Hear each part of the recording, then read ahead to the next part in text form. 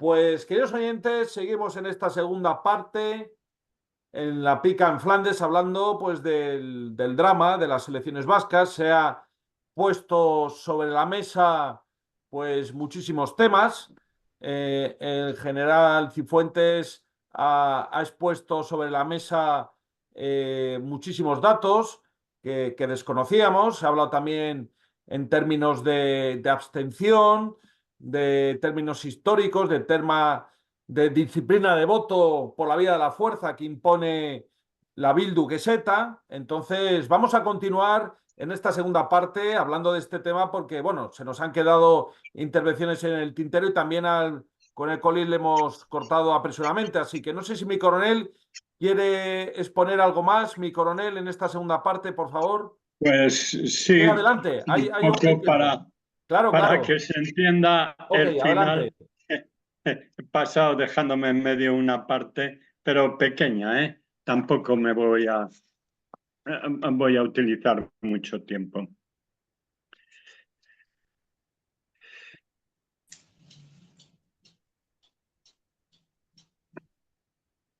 Claro, lo que ha ocurrido es que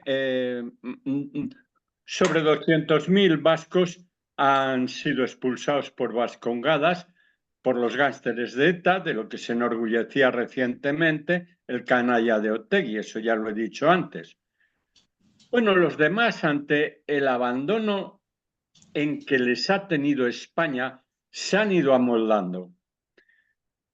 Si no tenían más remedio que vivir allí, han tenido que callarse y tratar de pasar desapercibidos. Porque el que mandaba en España, en Madrid dicen ellos nunca hablan de España, siempre hablan de Madrid, el Estado. Bueno, pues los que mandaban en Madrid eran aliados de los etarras, eran sus compinches, eran sus compadres. A sus representantes de Bildu, los periodistas adictos a Sánchez, pues no sé, el gran Nebraska, el gallego gordo, el rojo vivo y los demás los han paseado por sus programas para que viéramos los españoles que eran chicos buenos, amables, que comparecían democráticamente en las elecciones, eran moderados, hablaban bajito, llevaban camisas sin cuello y por fuera del pantalón para que viéramos que eran tan horteras como los de aquí. Incluso hubo un importante cargo público socialista que en Logroño, de donde yo soy, llamarían tontolaba, que dijo que Otegi era un hombre de paz. Hace falta ser majadero o malintencionado para decir eso. Bueno, los que pasaban por enemigos de la ETA y del separatismo, pues eran bastante tímidos. Incluso hubo una época en que se unieron los partidos españolistas, supuestamente el PSOE y el PP, para hacer contra a los separatistas, porque el problema de Vascongadas no era PP o PSOE, socialismo o conservadurismo. El problema claro de Vascongadas era España o la independencia mandada por los asesinos. Pero las propias cabeceras de los partidos de Madrid desactivaron aquello y echaron a los dos líderes más carismáticos, María San Gil y Nicolás Redondo Terreros. Ya no matan los de Bildu. Los de Bildu ETA pactaron con Rodríguez Zapatero que si se les legalizaba en un partido político y sacaban a los criminales de la ETA, incluso a los más sanguinarios, dejarían de matar a españoles. Y los socialistas han cumplido al pie de la letra los pactos de su líder Rodríguez Zapatero. Es verdad que ahora no matan, pero tienen asustados a los pueblerinos vascos. Los pueblos los dominan. Han ganado en los ayuntamientos de los 2/3 de Vascongadas. Los 2/3 de los ayuntamientos de Vascongadas están controlados por Bildu ETA. Bueno, son los matones del pueblo. Al que no está con ellos le hacen la vida imposible. Perdón. La gente que vive en las ciudades no está tan amenazada, pues gracias a ellos se han mantenido algo los socialistas y los peperos. O sea que a día de hoy siguen causando miedo Y bueno, y en gran parte a eso se debe el resultado de estas elecciones. Esto es lo que tenía que decir sobre lo que me parecen a mí, por qué se han producido estos resultados. Muchísimas gracias, mi coronel, por sus comentarios, como siempre, muy agudos y acertados. Cedo la palabra a don Fernando Platón. Adelante, don Fernando, por favor. Bueno, pues ¿por qué se han producido estos resultados? Creo que tiene una respuesta fácil. Llevamos 50 años de abandono de la lucha ideológica y de la educación en dos regiones de España, que son Cataluña y País Vasco. Claro, en esos 50 años hemos dejado que crezcan mentiras que se repitan constantemente y que, por tanto, actualmente la gente crea cosas que nunca han sido verdad y que antes no se creían. Por eso, esa sociedad en la que estuvo el teniente general en el año 72 o que conocí yo en San Sebastián cuando fui a estudiar allí en el año 74, ya no existe. La han, digamos, laminado completamente en estos años, donde, digamos, el que quería, digamos, luchar y manifestarse y expresar ha tenido que irse por esa violencia de la que nos ha hablado el coronel Collins, y son mucha la gente que ha tenido que irse, y ya quien queda allí, ¿quién es? Pues el que se cayó, el que no dice nada, y los fanáticos de la zona, que son los que allí se han quedado y han construido, digamos, toda esa, digamos, red de mentiras, que no olvidemos, el nacionalismo tiene un enorme componente económico. ¿Por qué el nacionalismo en el País Vasco o en Cataluña? Presentémonos en el País Vasco, pues porque se hizo rica en el siglo XIX. No había, Vascongadas no tenía realmente, ni tiene una historia, por mucho que ahora quieran decir, de conflictos con el resto de la nación o de personalidad propia, no. Los vascos estaban perfectamente integrados, formaban parte de las tropas del gran capitán. El señor de Vizcaya, López de Haro, era uno de los mayores servidores del rey Alfonso VIII, que se quedó cubriéndole la retaguardia en Consuegra, permitiendo que se salvara tras la derrota de Alarcos, que gracias a esa defensa del señor de Vizcaya se salvó el rey. ¿Por qué? Pues porque eran una parte, nunca había habido problemas. Se defendía cuando ante las amenazas de Francia y digamos, vascos, igual había por toda España, igual que mucha gente fue a vivir allí, lo que se dio más por muchas zonas fue vascos que fueron a trabajar o a vivir en estas zonas dentro de un movimiento natural de población que se da en cualquier nación, donde la gente no se queda sola en su tierra. Recuerdo cuando en los años 80 fui a comienzos de los 80, todavía no había la gran emigración, fui a estudiar a Barcelona. Recuerdo los andaluces que llegaron que estudiaban en el mismo centro que estudiaba yo, el IES de Barcelona. Pues se apellidaban Gaztelu, Larrañaga e Ibarrola. Más vascos no pueden ser los apellidos. Por cierto, los apellidos de los vascos eran Martínez o apellidos extranjeros, un apellido catalán, de todo, digamos, con una enorme movilidad natural. ¿Qué sucede? Pues como hemos dejado que durante 50 años cambien la historia, pues la están cambiando. Aquello siempre ha sido prácticamente independiente. Pamplona no la fundó Pompeyo como Pompeyópolis. Vitoria no la fundó el rey visigodo Leovigildo, digamos. Porque en aquella época sí que había realmente conflictos, pero realmente terminaron con el reino visigodo y la invasión musulmana, los conflictos, digamos, de los vascos con el resto del país.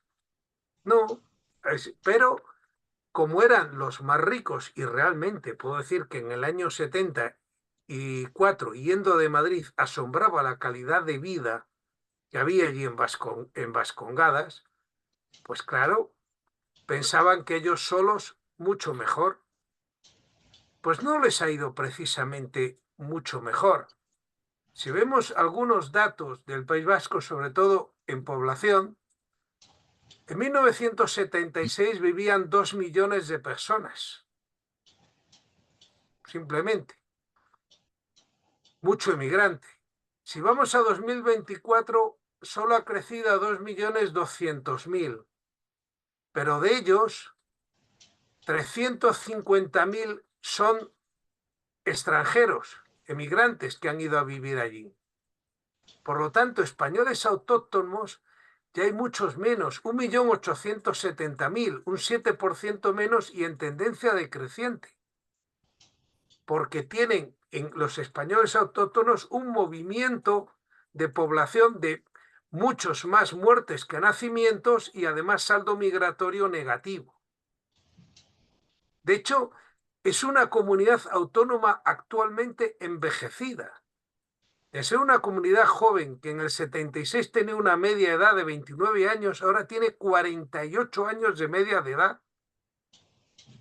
Y si cogemos los que son españoles autóctonos, quitando los extranjeros, 51 años de media. Porque tienen una fecundidad exclusivamente de 1,1 hijos por mujer. Eso, digamos, no se sostiene a largo plazo. El 30% de los nacidos allí son hijos de madres extranjeras, de los cuales un 10% en África, principalmente de migrantes de Marruecos, y un 18%, de los cuales en Álava llegan a ser un 18%. Eso explica. En Álava, de hecho, el porcentaje de nacidos en el 2022 en que al menos un progenitor había nacido en el extranjero, es decir, no ya fuera de Vascongadas, fuera de España, era el 45%. Pues no sé, una raza muy pura no parece que realmente vayan a ser. Y económicamente, la industria, gran parte, la industria se ha reducido enormemente. De ser una región que no tenía paro, ahora tiene un paro, digamos, bastante más alto, porque hay muchas regiones con un paro mucho mayor, pero, digamos, el de allí ha crecido, ya no es corto. Y eso que es una zona que por mucho que quieran decir, vive a costa del resto del país.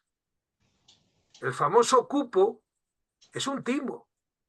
Es un timo porque teóricamente no, se ajustan, recaudan los impuestos, claro, pero si el cálculo de lo que les corresponde, de lo que tendría que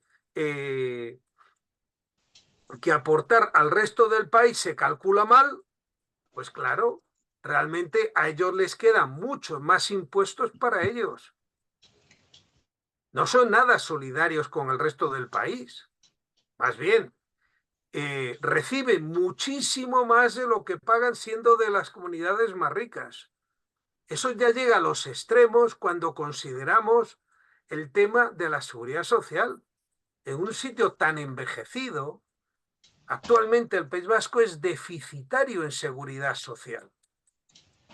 Es decir, la seguridad social que funciona, con que lo que recauda paga, y si tiene déficit, entonces aporta del presupuesto nacional del Estado, pues resulta que se está financiando el déficit, pero no lo están financiando los vascos. Por lo tanto, realmente es una comunidad que vive a costa del resto del país y que nos sangra. Si como ejemplo sangrante pintar la valla de la Concha iba en los presupuestos del Estado, no los del País Vasco. ¿Qué sucede? Por mucho que hablen de independencia, el sentimiento de independencia allí en todas las encuestas cada vez es menor. ¿Pero por qué? Porque viven mucho mejor, apenas pagando impuestos y encima beneficiándose de inversiones con el dinero del resto de la nación. Digamos, prácticamente lo que tenemos es una especie de sanguijuela chupándonos en la realidad. Y bueno, dejo pues, a mis compañeros por si quieren decir algo más. Muchísimas gracias. Simplemente comentar antes de ceder la palabra al general Cifuentes, que ya cierre este magnífico programa sobre las selecciones vascas, trasladar el testimonio de mis padres. Mis padres estuvieron trabajando, mi padre recién casado en San Sebastián, y el recuerdo que tienen del final de los años 60 es que aquello era el paraíso. Aquello era el paraíso de la armonía, de la belleza natural, de la gastronomía, de la fraternidad. Ahora lo queramos o no, es bajo mi punto de vista, una auténtica escoria, donde reina el crimen y donde, como bien ha relatado don Fernando Platón, los españoles que pueden y vascos que pueden se piran, y donde realmente al final van a reinar la nación vasca sobre una población inmigrante de menas y de personas que eso sí que no se van a integrar. Pero con eso no hay ningún problema. Con los que tienen el problema con los guardias civiles, con los militares, y es un tema que ya hemos tratado en este programa, el tema y la obsesión que han tenido con el cuartel de Loyola y sus alrededores. Por cierto, una asociación de la que forma parte la tenemos recurrida en la Audiencia Nacional y lo vamos a llevar hasta el final. Porque otra cosa es que tengan el poder y otra cosa es que puedan especular con bienes del ejército. Cedo la palabra a nuestro general Cifuentes. Adelante, mi general.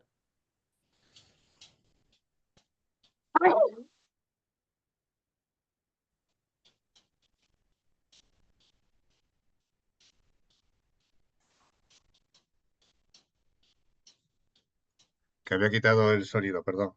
Decía que efectivamente hace años, en mi infancia, yo veraneaba en Fuenterrabía, en casa de un tío que era vasco, y lo recuerdo pues que maravillosamente, claro. Una época idílica, ¿no? Aquellos veranos.